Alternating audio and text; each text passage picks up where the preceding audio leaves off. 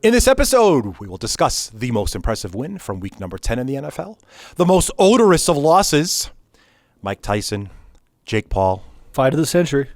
And of course, week 11, coming up next. It's time for the Bookie and the Bettors Show, live from Baldini's Casino. Beat the bookie. Make every bet count. Reno's #1 sports radio show is now on streaming platforms.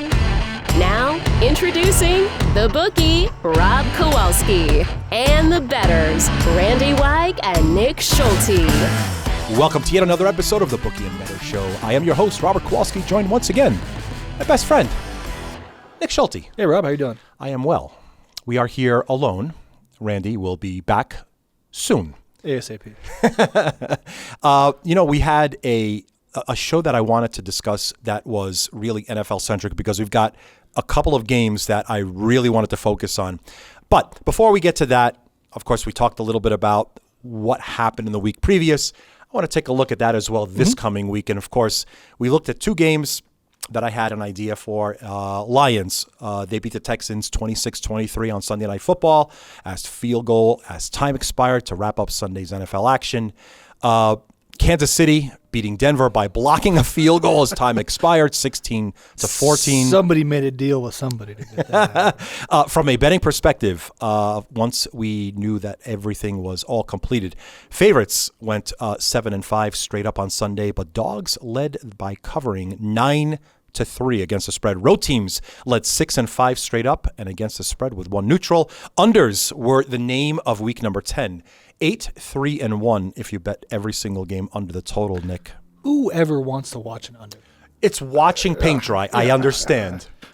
But who actually, deeper question, I suppose. If you're actually betting en masse, are you really watching the game? Yeah, probably not. It's more at that point, it's more of a business. A business decision? Investing, if you will, at that point. But. So, all right, we talked about those two games. Tell me, Nick, we took the look, of course, the Lions beating the Texans. They scored all their points in the second half, despite Goff throwing 5 interceptions on the road, still won. Kansas City beating Denver by blocking that field goal as time expired. Who had the better win? I got to say the Chiefs had the better win on this one. They were undefeated, and, I mean, like I said, they find a way to win, no matter what it is. They're winners. I mean, as much as I might not like the Chiefs, but you got to hand it to them. Thank you. Finally, because I have just an ocean of people that just keep telling me, the Chiefs, everything's always fixed for the Chiefs. Sure, of course they are. I have a bridge to sell you as well. Yeah. The problem here is that, we see them no matter what happens. Lose Pacheco, no problem. Yeah. Lose Rice, no problem. Don't have Hollywood Brown from the start of the season, no problem. They just figure out a way to win. Exactly. I will play the foil here okay. For this particular segment and say, how is it that the Lions, who I thought at the end of the first quarter, that was it. They finally were stomped on enough. Houston was going to pick up this win. Goff threw 5 interceptions on the road. I do not credit the Lions with the win in that game. I credit the Texans with the loss. Very well put. Yeah, because you go back. Yes. I'm sure you can pull some stats somewhere, but how many times when a team loses a different turnover differential better, they actually very win the right. game? I would say like 25% of the time, if that. So, and yeah, it was 5. Did the Texans have any turnover? Or unknown at the time, but no, it's just you say 5 interceptions. Yeah, you have clearly lost the turnover battle significantly there, and that wasn't going to lead to good things in most NFL games during the regular season. So, all right, Patrick Mahomes is a ridiculous 12-1-1 against the spread as an underdog in his career with 11 outright wins. The Chiefs are currently a 2-point dog in Buffalo on Sunday. We will, of course, get back to that because there's a couple of games also that I want to get your take on for week number 11. Perfect. However, can they run the table? That is actually the question right now. So if I took a look at the schedule right now, you have it there in front of you. We'll go ahead and for the sake of the argument, obviously we know they're at Buffalo. They're the dog. At Carolina, they're going to be a favorite. Vegas, a favorite. What else do we have here? It's the Chargers. Who else do you see here for the rest of the season? You look at Mahomes' record against Las Vegas or the Raiders in general. Now, Kansas City's definitely the better team, but we've seen it where teams where they should be a blowout, they come in, they think they've already played the game, and all of a sudden they're down by 14 at the half. So I'd be a little worried about the Carolina Las Vegas game, but they should cover those pretty easily. So theoretically, this is great. So you're talking about covering. I just want to, for this particular exercise, I'm just talking about winning the game. So Nick, I present to you this proposition. We know, of course, they're the dog at Buffalo. At Carolina, they'll be a favorite. Hosting Vegas, favorite. Chargers, favorite. At Cleveland, favorite. Hosting Houston, probably a 3-point favorite. At Pittsburgh might be the closest one there, right? Yeah. The Pittsburgh one, Pittsburgh's got a good defense. They match up. They kind of know each other. So, and plus you're on the road. And as we've seen, teams where they've made these pushes, they usually they falter, week 15, 16, 17. So if they were going to lose a game, I would say probably Pittsburgh or their last game of the season. Last game? Denver. At Denver, exactly. So a favorite there as well. So I present to you the following. 11-1 to go perfect. Buying or selling? To go perfect to the Super Bowl? Or No. Regular season. So undefeated regular season. 17-0. 3-peat. Yes. You need a 3-peat. 11-1. I'd take that. You'd take that? I'd take it. I thought that I'd get pushback. No. So it's a good number then. Yeah. What I'm hoping as a Niners fan, I'm predicting it out already. So the Niners are going to limp into the playoffs by hopefully making a wild card spot if they can't get that Arizona thing under control. And then I'd love to see the undefeated Kansas City Chiefs against the Niners in the Super Bowl again. And I hope the Niners get payback by destroying their undefeated season. This is your heart speaking. That is my heart speaking right now. And everything will be right in the world. Okay, so. But I to be honest, I don't see them. They know how to win games. They can easily beat, I think, every team they play on the schedule out. Probably the game this weekend is probably their closest matchup. Yes. But again, if you go back to I don't know off the top of my head, but you go back to the history of the Bills-Chiefs matchups, I feel like the Chiefs are usually the winners. Seems to just be that way, yes. So, and it's one of those things. When the Chiefs do lose, they don't lose to good teams. No, right. They lose find to that the Raiders weird. or that weird. And that's why I said Carolina and Las Vegas. They just kind of figure they can mail it in. And exactly, yeah. So I don't know. I don't know what it is. If maybe this year they're sleeping, just refuse to just be lazy. I don't know. We'll have to find. I mean, this one was the one they're supposed to lose this game, and they end up winning. But so, okay, from a betting perspective, I wanted to take a look quickly. Just some stats that I found. Best NFL teams against the spread this season. The Lions and Steelers are 7-2 against the spread. Commanders 7-2-1, Broncos 7-3, the Cardinals 7-3, Colts are 7-3, then the Chargers and Vikings are 6-3 against the spread. This is just whatever the closing number is. This is currently your record. Mm-hmm. So those are the best, the worst teams against the spread this NFL season. A big old X. The Titans. Yes, you are the worst. So you are 1-8 against the spread. Cowboys 2-7, Seahawks 2-6-1. I almost feel bad for the Cowboys, but I don't. Jets, Giants, and Panthers 3-7 against the spread. Rams, Browns, Dolphins 3-6, and then the Saints and Texans 4-6. I want to get your take on something real quick. Is Aaron Rodgers the quarterback of the Jets next year? I was going to ask you that same exact thing. Okay. So I thought that with the loss that they just had, man, he just doesn't look the same. No, he doesn't look. I mean, he obviously was injured for a season, but he's got that glazed over kind of glass. What if the Jets don't want him back? How about that? There's that. And that's kind of what I'm thinking. Okay, right. I understand. Yeah. So it's a question. So you're giving me both sides. Do the Jets want him back? Does Aaron Rodgers want to come back to this situation? You know what? Now you've got me teetering towards a no, which means, oh boy. Now what? Back to rebuilding for the next decade? We took a look at some of the good. I did want to say from the top of the show some of the bad. We had some really stinky losses. The Jets, the Cowboys, and the Bears. Nick, the Bears. They lost to a terrible New England team, 19-3. And will they fire their coordinator afterwards? They did. Yes, Shane Waldron had been fired by the Chicago Bears as their offensive coordinator less than 10 months after being hired for the job. This was on Tuesday, one day after Eberflus promised changes and adjustments for the struggling Bears, like it's his fault, like it's Waldron's fault. So passing game coordinator Thomas Brown has been promoted to OC. Williams was sacked 9 times, Nick. I don't see that as the OC's problem. Please correct me.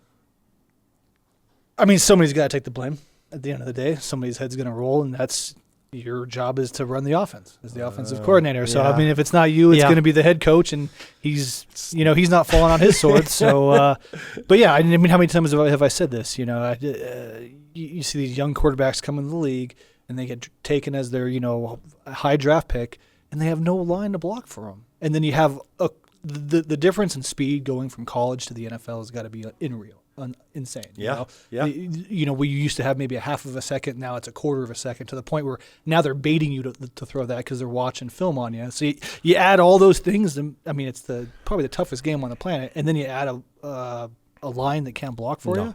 It's just not a good combination. I mean, I confirmed, unconfirmed. I mean, from what I read, at least, the veteran Bears players pushed for Caleb Williams to be benched before firing Shane Waldron.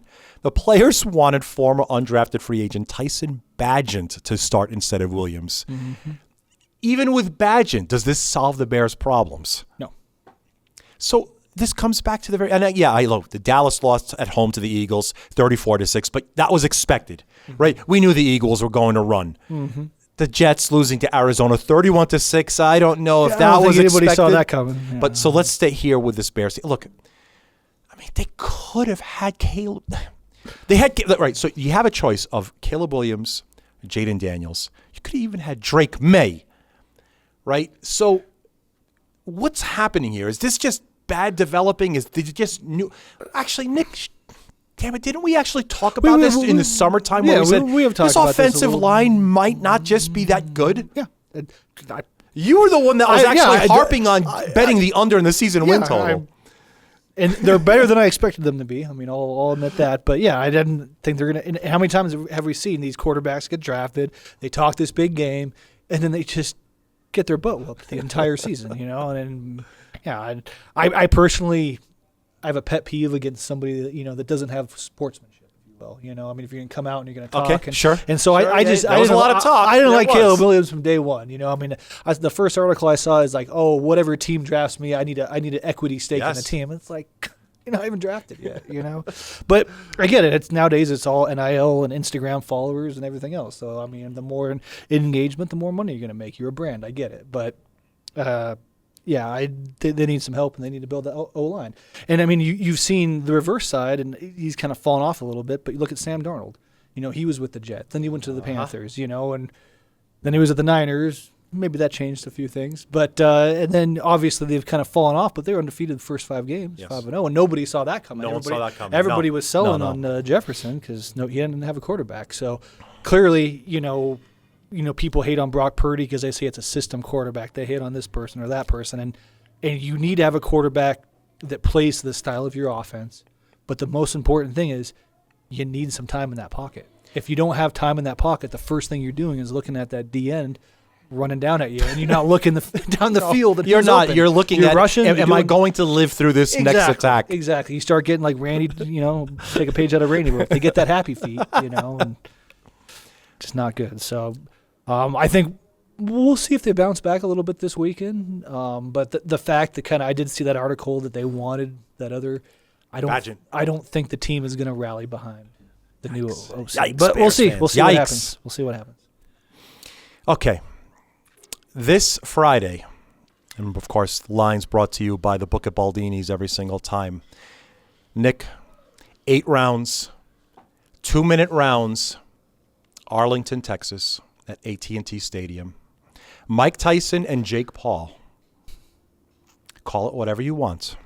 At age 58, he's been bet down, Mike Tyson has, from as high as plus 275 to the current price of plus 190. Nick, when was your last fist fight? Somewhere during 2020, unfortunately. But the actual, that's a whole different subject. Jake Paul and Mike Tyson, however you want to play this out, this is a sanctioned boxing match. We are, of course, offering, and we've been taking far more bets than I ever expected on every possible angle. But clearly, with Mike Tyson's price coming down and down and down, you know what that means. There's an awful lot supporting the champ. Yeah, I mean, it's the baddest man on the planet. How do you not bet Mike Tyson? And I think we talked about this a little bit before the podcast, but yeah, how do you not bet the guy? Okay. For me personally, I'd like to look at if it goes the distance. I think Paul, the more rounds that they go, the more it favors Paul. If it goes to a decision or if you do knockout, obviously I think endurance and age has got to play a factor. I mean, the guy is still Mike Tyson, but so I would look at maybe an alternate prop on this, and maybe a Tyson by KO round 1, 2, or 3, and then maybe a Paul by decision bet. You're kind of falling without we don't talk age on this show, but you seem to fall kind of like right there in between, like the YouTube world of Paul versus when it used to be that you would see like prize fights on network TV, and it was free and it was amazing, and that's what everyone watched. I remember as a kid, my dad would bring me and we'd go to his buddy's house and he had a big screen and we'd always watch some fight. Whatever the heavyweight fight I didn't was. really realize who was fighting, but I do remember the ear biting thing happening. That's he did what? I don't know if Holyfield ever actually recovered from that. I still think he has like a nub for an ear. They did a commercial a couple of years back, so I think it was Super Bowl or something like that. Still making money off of that? Yeah, I mean, but how many times have we seen these big, when I say big money, is how much is each fighter going to make off this event? I mean, I'm sure it's undisclosed since it's Netflix, but, we saw it with the Pacquiao, Mayweather and the UFC guy. And then we saw Pacquiao and Mayweather, which was a little McGregor, more, right. Yeah, a little more in line. But you get these things, and even look at the McGregor, those lines weren't anywhere where they should have been. They were. It's like Mayweather's not losing this fight. I mean, the guy's 50-0, and yet I think it was like minus 180 or something. Right. However, Tyson is 58. Mm-hmm. That is the difference, and we've seen an awful lot. I'm telling you, hats off to Netflix because they have hyped this. So, okay, yes or no? Are you going to watch? Oh, hell yeah! Now, are you watching because of the spectacle, or are you just watching because you actually want to see boxing? I want to see Mike Tyson knock him out in 30 seconds. Okay, that's what I want to see. So there we go. So now I understand your perspective of why you want to. Yeah, I mean, this is more of the nostalgia of actually wanting to see boxing. Exactly. Yeah, Iron Mike, and just looking at him back in the day. I mean, I don't think there was a better guy in history when he was at his prime. I used to watch boxing an awful lot. There's just so many other distractions now with what you can watch and what you can see, and boxing just simply is not the same the way it was, a generation ago. So. I, for one... Is Don King still in the thing? We'll get on. That'll be a topic for another one. Mike Tyson, you will know if you're going to watch boxing Friday night if you see at the sound of the bell of round 1 and you see him coming at you, you're going to watch boxing. Yes. But if they sort of dance feel around, each other, don't forget these are 2-minute rounds. Right, so if they're dancing around, trying to feel each other out for a couple of rounds, and I think again, I don't know how much game planning goes into boxing, and I think Mike Tyson has probably the greatest quote of all time: "Is you can train all you want, but the second you get punched in the mouth, all goes out the window." Yeah, everyone has a plan until you get punched in the mouth. In the mouth. Yeah, exactly. So again, I don't know how much planning goes into boxing, but I would assume if you're in the Paul camp, just again because of his age, I think that's got to hurt his endurance the most, right? Yes. So you're going to kind of dance around, try to tire him out. Right. So if I'm Tyson, kind of the counter to that is I got to get in there quick and I got to get in there fast. So for whatever you want to glean from the betting information, the total of this fight, now remember it's an 8-round fight, the total is currently set to 5.5 with some juice depending on where you go. So most of the odds setters are making this not to go the distance. Say what you want from that. Yeah, I think, and again, I'm not a huge boxing guy, so I don't follow it. I'm by no means an expert, but my heart just says Tyson by KO in the first 3. Okay, we shall watch and we shall see. This is. I don't know too much about Jake Paul, but Has he fought anybody that's in that quote unquote heavyweight class before? Yeah, he has. He has. It's just Not the at that caliber. level. Yeah. Exactly. Obviously, the caliber of boxer Yeah. is put to question. You could see his record. Go to Box Rec if you just see anywhere. You could see who he fought. This will be. If he gets hit the way I expect Tyson to hit him, it's going to be the worst that he'll ever feel ever. For 58 years old, I mean, I've seen some training videos, and the guy's still throwing people around. Yes, he is. Yes, he is. Beat my ass. All right, so I'm going to side with Mike Tyson then. I'd say anybody over the age. I'm going to go anybody over the age of 30 wants Tyson to win. It's just my gut. Okay. And you just kind of got that nostalgia. Perspective. I'm glad that I got that from you. I wanted to hear exactly that. Yeah. Okay. Well, last week I took a look at Week 10's picks. No, before you, and I'm pretty pleased. First off, Randy, I want to just point out Randy with his selections. Yes, I did throw him a fireball curveball asking him about Baker Mayfield's total completions, which, 18 for 29. He said he was going to go over with that. It didn't hit. Outside of that, winners on Steelers money line, Broncos +8, Bucks +6, Eagles laying 7.5, and the Texans +3.5. All winners for Randy White. Randy's record going into Week 11, 29-22, a 56.8%. Anyway, you chop that up at -110, you are making money this season. Very well done, Randy. Okay, Nick, you selected from the very start, from the top of the morning in Germany, the Giants, no good.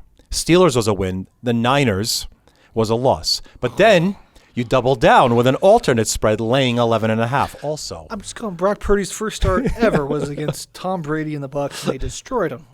I thought they'd win by at least 14. However, you finished very strong. Yeah. Eagles, Texans, and Dolphins Monday night, all winners. So, Nick, with your Week 10 in the books, you are now 27, 17, and 1, 55%. Also, about 54 is where you start to make some real scratch, laying 110. So you are also profitable this NFL season. So I wanted to take a look at Week 11's games. We do know that there was 2 games that I wanted to hit on. I'm going to hold you to picks right now on both of these games. Let's go ahead and start with the game that everyone's going to be watching, the Kansas City Chiefs at the Buffalo Bills. Bookie Baldini's has the Bills 2.5 and the total 46, Nick. I still don't understand how you guys come up with these numbers, because how do you take a team that's undefeated and they're the dog? 8-2. I get it. It's on the road. The Bills are 8-2. But back to your thing. So really, based on your math from earlier that we found, this game is a pick 'em, right? Because they're home field advantage and they're getting 2 points. Did you not say that? You quoted me correct. You are absolutely right. And yeah, you could say, you could hash it 2.5. Yeah. Fair enough. They are pick 'em. They are a coin flip. I think Chiefs are winning. Like we talked about, I think the three-peat is in their sights. I just hope the Niners take it away from them. Of course, that was the afternoon game. I want to go ahead and take a look at the earlier slate. Baltimore at Pittsburgh. So we have got the Ravens at 7-3. They are a 3-point favorite. Shop around for a little bit of juice here at Baldini's. They're -3 nickels. The total is 48.5. We did talk about the incredible record against the spread of Pittsburgh at home now. How do you find this playing itself out? The Ravens are one of those teams that they just kind of go either way. They're either going to show up, they're not. I mean, Steelers have a great defense. They're at home, but you got Lamar and Derrick Henry. So I was almost ready to type Pittsburgh. Hold on a second. Let me stop. Yeah, no. So I'm going to say Ravens. Laying the 3. I'm laying the 3. I think that's a great number, because I wouldn't be surprised if it's a push. I would say if you can get it 3.5, yeah. So I'm going to leave this, rather than going to a rundown of the 10 o'clock and then the afternoon slate, I'm going to make this dealer's choice, Nick. What other games jumped out for you in the morning slate? So I like the Packers. Obviously, the Bears, just kind of like we talked about. They got a new offensive coordinator. Who knows? Is he trying to put a whole new play? There's only 1 week. Clearly, there's some dissension within the team. Packers giving up 5.5 points. Yes, that is the current number, 5.5, total 40.5. I would say if they played this game 10 times, the Packers win and cover 9 of the 10.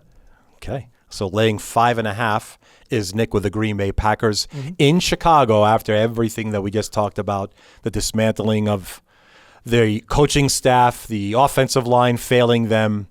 Home now, but you're seeing Green Bay picking up yet another victory here, moving to 7-3. So Green Bay minus 5.5. Nick, what else jumps out? I'm kind of on the fence about this one, but I keep circling and coming back to it, and then that's the Jags at the Lions. Currently, Jaguars getting 14 points. Yeah, on a guy that just threw 5 interceptions and somehow still managed to win the game. I don't know if the Lions bounce back from that. I think the Lions win. I don't see him covering 14. Okay. Also, keep in mind the issue, of course, with Jacksonville was no Trevor Lawrence. He's probably playing. Right, so more in your favor. You would probably guess, and you're correct, we bake that into the equation, even with Trevor Lawrence as the quarterback. 2 touchdowns, a big number. You are saying that you would like to grab points here with Jacksonville. 2-8. I don't think that this is going to escape What are they early. against the spread? Are they on your Actually, did I put them down as a really? So let's take a look here. Actually, when we look at the worst against the spread, no, Jaguars are not there. Middle of the road. They're kind of middle of the road, yes. As opposed to the Lions, 7-2 against the spread. Still okay. They're overdue. So very good. Listen, I'm not here to judge. I'm simply here to present. You are the one with the positive record against the spread, my friend. The next one, though, I mean, obviously, Vikings-Titans. Vikings getting -6.